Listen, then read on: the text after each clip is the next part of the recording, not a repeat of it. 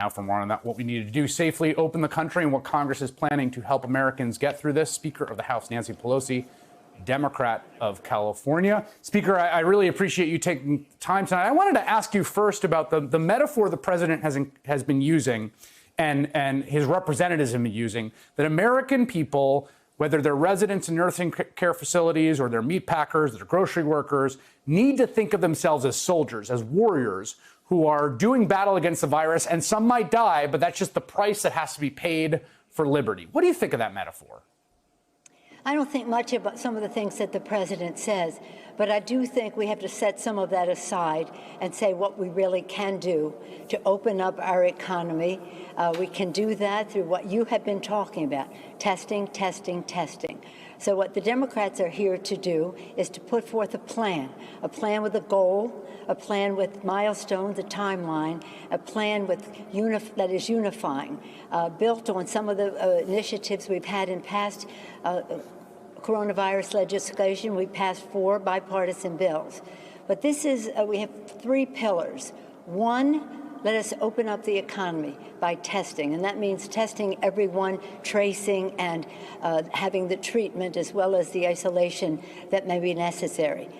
And God willing, we get a vaccine or a therapy soon, and that would be helpful to opening up. But in the meantime, we have to know the caliber of the problem. They don't even know the caliber of the problem in the White House. We have to know what it is in the nation, and we have to know how it attacks with communities of color in such a bad way. Secondly, we have to honor those who are on the front line, those who are heroes, our healthcare workers, our first responders, our transit workers, food, trash pickup, teachers, all of those who have some exposure here. We want to honor them so that we're worthy of their sacrifice, and we're doing so in a big way by attributing large resources for state and local government. And then we have to put money in the pockets of the American people, recognizing the pain, the agony that they are feeling. To those who would suggest a pause, I'll say the hunger doesn't take a pause, the rent doesn't take a pause, the hardship doesn't take a pause. As we see families losing, you said over 80,000, that's unimaginable. And then so many infected, and then so many on unemployment.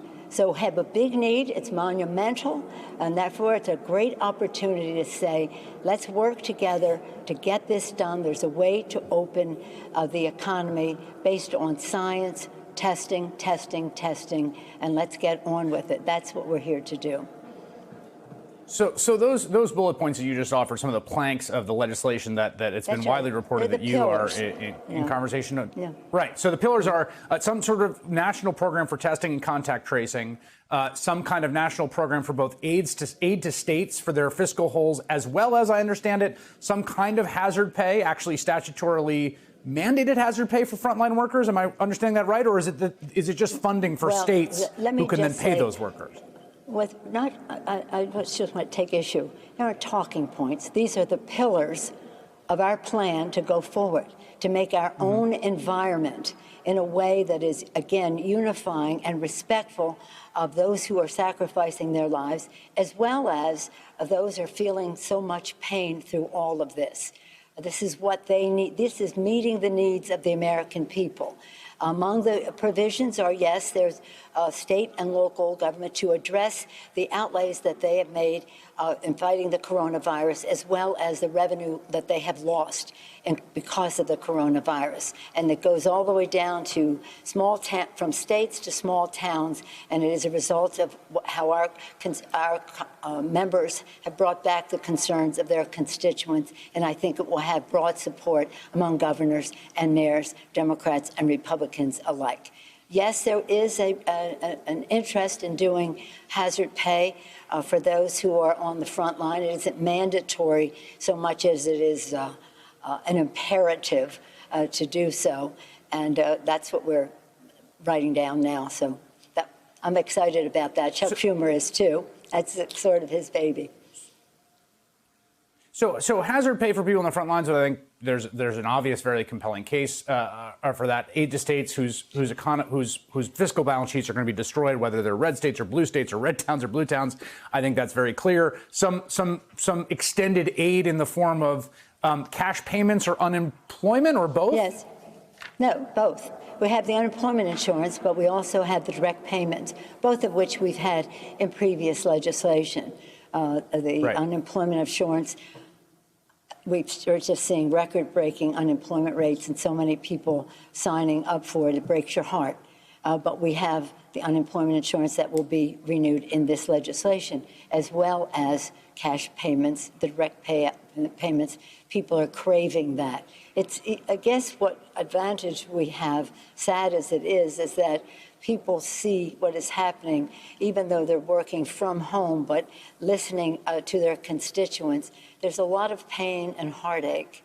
People don't know if they're going to be able to put food on the table. Moms have said, and Brookings Institution put this out last week, that 1 in 5 children is food insecure in our country. So they don't know where their next meal is coming from. They don't know if they're going to be able to pay the rent. This is very, very personal. And we want to address the personal concerns in a way that is monumental, because it is a big, and we've never seen anything like it. And we have to be brave, get up there, just make the case. This is the plan. These are the resources. This is how we want to do this. And as we do it, we want to be worthy of those who lost their lives, worthy of those who are fighting for other people's lives. And we plan to do that.